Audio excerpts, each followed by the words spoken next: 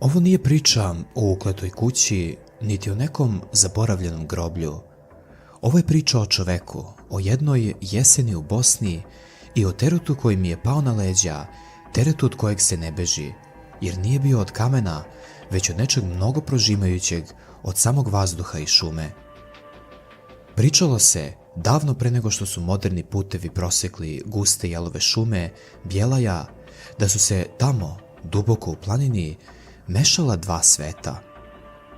Jedan je bio svet seljaka, drvoseča i pastira, a drugi, nevidljiv, pripadao je tišini i prastarim silama koje su mirno spavale u mahovini i korenju. Glavni junak naše priče je Rade, čovek čija je snaga bila jednaka snazi vola, a srce tiho i povučeno. Rade je bio drvoseča, onaj koga su svi zvali kada bi trebalo oboriti najveće, najstarije drvo.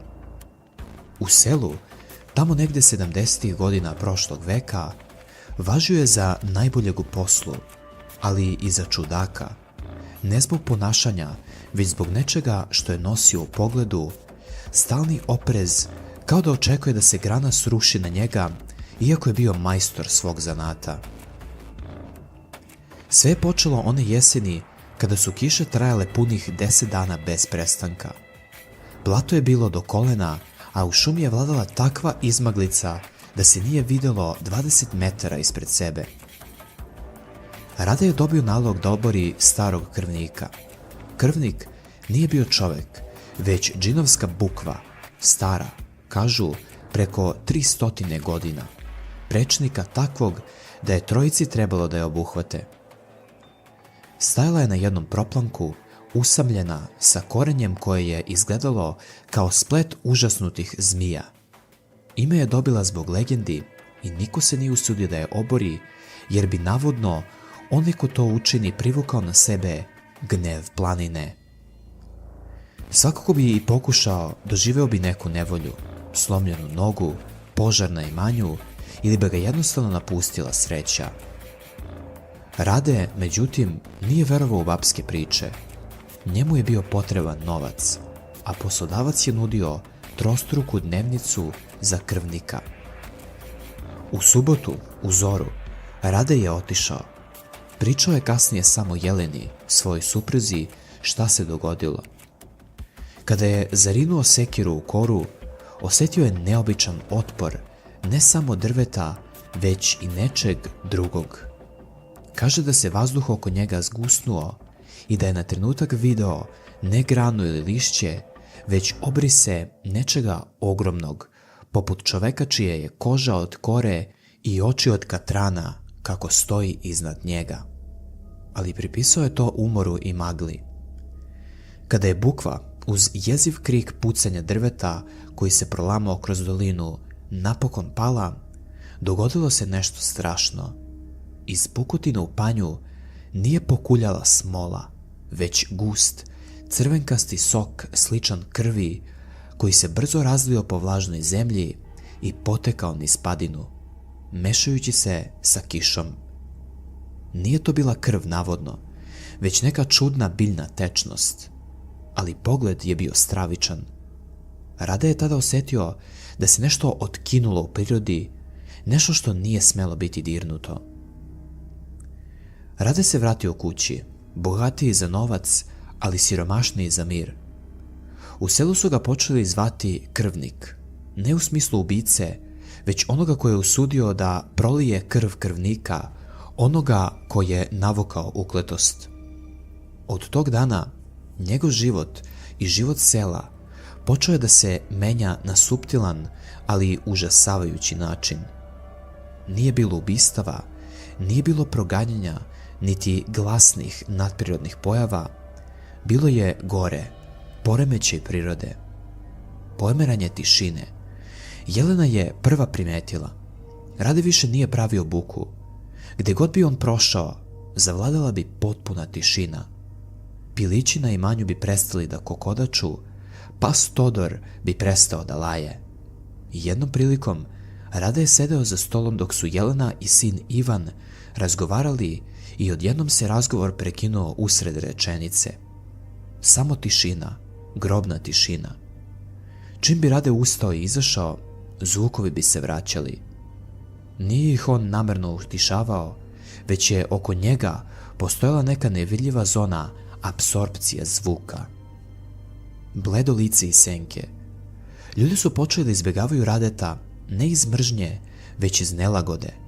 Njegovo lice, ranije preplanulo od sunca, postalo je stalno sivo bledo, kao da mu je životna energija isisana. Najjezivije su bile duge, crne senke koje su ga pratile, čak i po oblačnom danu. Pričao je stari Đorđe, seoski kovač, kako je video Radeta kako hoda popodne, a senka koja se protezala za njim bila je predugačka i vijugava, kao da ne pripada njegovom telu, već nekom drugom obliku koji gmiže po zemlji. A najgore je bilo to što je ta senka navodno imala oštar miris na trulo lišće i vlažnu zemlju. Ukleta setva. U proleće, kada je Rade posadio kukuruz, dogodilo se ono što niko nije video u selu. Sve komšijske njive su bujale, a Radetova je ostala potpuno jalova. Ne samo da kukuruz nije nikao, već je zemlja bila čudno rastresita i hladna i po njoj su se rojili ogromni crni insekti koje niko nije prepoznavao. Osjetio je da je planina ili duh krvnika na neki način isisao život iz njegove zemlje. Njegovo imanje više nije moglo da donosi rod. Rade je pokušavao da se bori. Išao je kod seoskog popa, kod hodže u susedno selo, kod vračara i travara. Svi su mu govorili isto. Prekinuo si nešto staro, nešto što ne pripada čoveku. Vračara Anka mu je drhteći rekla: krvnik je bio koren, Rade, a ti si ga odsekao. Sada si ti panj iz kojeg planina pokušava da izvuče sok da bi ponovo izrasla. Na kraju, Rade je doneo odluku. Nije mogao da živi u tišini i u senci koja je plašila njegovu porodicu. Jedne noći, dok su svi spavali, otišao je. Nije uzeo ništa, samo sekiru i svoju izlizanu kapu. Jutro je svanulo, a Rade je nestao. Selo je danima pretraživalo šumu, ali nije pronađen ni trag. Ipak, onog trenutka kada je Rade nestao, tišina je prestala. Pas Todor je počeo da laje, pilići da kokodaču. Senke su se vratile u normalu, a naredne godine Jelena je uspjela da posije baštu koja je cvetala kao nikada pre. Ali priča se nije tu završila. Svake godine, na dan kada je krvnik oboren, seljani bi iz daljine, iz dubine Bijelajske šume, čuli oštar prodoran jauk koji je zvučao kao pucanje drveta, ali sa ljudskom notom bola. Jauk se čuo samo jednom, tačno u podne, i bio je praćen kratkotrajnom, potpunom tišinom u selu, onom istom tišinom koja je okruživala Radeta. Seljani su brzo zaboravili Radeta, ali su počeli da pričaju o ukletom krvniku iz Bosne, čoveku koji je postao deo ukletosti, simbol narušene ravnoteže. Njegov nestanak nije bio beg, već preobražaj. Rade nije bio posmatran. On je sam postao ono što posmatra, entitet povezan sa šumom, lutajući duh vezan za tišinu i senke.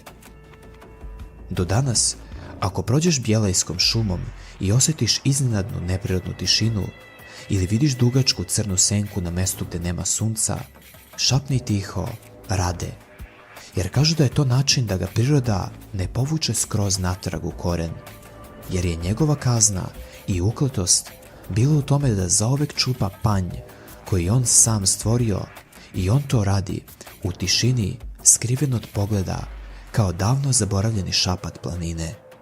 Jelena, žena čvrstog bosanskog kova, odbijala je da se preda duhu krvnika, ali je njen život postao neprestani, iscrpljujući rat protiv nevidljivog. Njena najveća borba bila je borba protiv Radetove tišine, koja bi se periodično vraćala kao plima i oseka. kada bi osjetila onaj poznati, teški zrak, Jelena bi postajala sumanuto glasna. Pevušila bi stare sevdalinke, glasno se svađala sa Živinom, lupala posuđem, sve samo da bi probila Radetovu zonu apsorpcije zvuka. Želela je da njen sin, Ivan, odraste okružen prirodnom bukom života, ne grobnom tišinom koja je obuzela njegovog oca.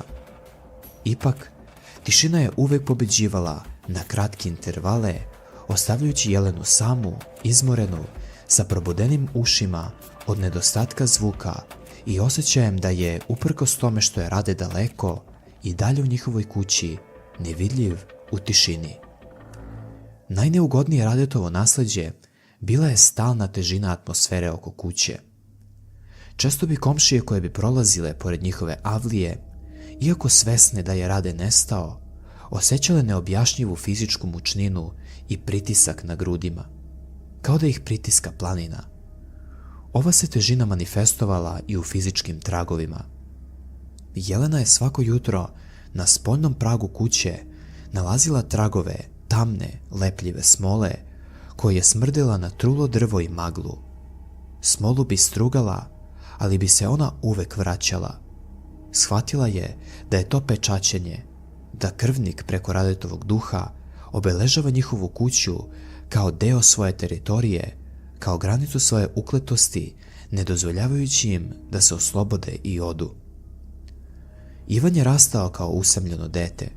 Druga deca su ga izbjegavala, plašeći se tišine koja je pratila Radetovog sina.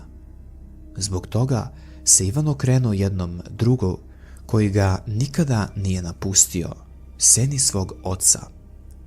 On bi satima sedeo u dvorištu i razgovarao sa najdužom, najcrnjom senkom koju bi mogao da pronađe, uveravajući sebe da je to Rade. Ali nije razgovarao samo sa senkom. Ivan bi ponekad skupljao najhladnije kamenje iz reke, slagao ih u krug i tiho im pričao o svom danu. Jelena bi ga često posmatrala i pitala: "S kim to pričaš, sine?" A Ivan bi odgovarao: "Sa onim što tata čuva, sa korenima." Postalo je jasno da Ivan odrasta sa alternativnom svesti, da su mu nevidljive sile šume i krvnikovi entiteti bliski od ljudi. Kovač Đorđe, koji je sumnjao da je Radetova sekira zaista sama oštrna, odlučio je da napravi mali test. Pozvao je Jelenu i ponudio da sekiru koju je Rade ostavio okali kako valja. Jelena mu je dala oruđe, ali kada ju je Đorđe stavio u vatru, dogodilo se nešto neobjašnjivo. Metal se nije usijao. Umesto da zacrveni, sečivo je ostalo crno i hladno, a kada ga je izvadio, osjetio je oštar metalni miris pomešan sa mirisom jelove smole. Đorđe, star i iskusan kovač, prvi put u životu nije uspeo da zagreje gvožđe. Vratio je sekiru Jeleni sa rečima: "Ovo nije gvožđe, ovo je kletva. Ne može se kovati ono što je već deo planine." Time je potvrđeno da je Radetova energija trajno vezana za oruđe, činići ga nadprirodno hladnim i nepromenjivim. Najveća opasnost po Radetovu kletvu bila je mogućnost da se priča zaboravi, ali krvnik se pobrinuo da to ne dozvoli. Najstariji seljani su, nakon Radetovog nestanka, počeli da proživljavaju neobične, žive halucinacije i snove koji su se ticali starih, neispričanih mitova o Bjelajskoj šumi. Setili su se priča o šumskim ljudima, entitetima sa telima od mahovine koji su čuvali najstarije drveće. U tim snovima uvek bi videla Radeta, ali ne kao sebe, već kao mlado, kruto drvo koje pokušava da se iščupa iz zemlje. Shvatili su da je Rade preuzeo ulogu prokletog čuvara i da su ga se zato morali sećati, ne kao čoveka, već kao lekcije o tome šta se dogodi kada se prekrši taj prastari šumski zakon. Jelena je, boreći se protiv Radetove jalovosti zemlje, počela da se bavi sušenjem voća i lekovitog bilja, u nadi da će tako izbeći uticaj kletve. Ipak, pokazalo se da se kletva ne odnosi samo na rast, već i na čuvanju plodova. Svaka šljiva koju bi Jelena pokušala da osuši, postala bi neobično meka, a unutra trula, iako spolja izgleda netaknuto. Svaka grančica žalfije koju bi pokupila, osušila bi se u crn, beživotan prah. Ukletost nije uništavala odmah, već je isisavala vitalnost iz svega što je Jelena pokušavala da sačuva, nagoveštavajući joj da ništa što je prošlo kroz njene ruke dok je u senci krvnika ne može biti trajno sačuvano. Kada je napunio 16 godina, Ivan je ponovo, ovaj put svesno i hrabro, otišao do krvnikovog panja. Nije želeo da ga uplaši, hteo je da razume svog oca. Kada je stigao, nije video panj, već ogroman krug mahovine i korenja. Seo je na njega i oslonio se na tlo.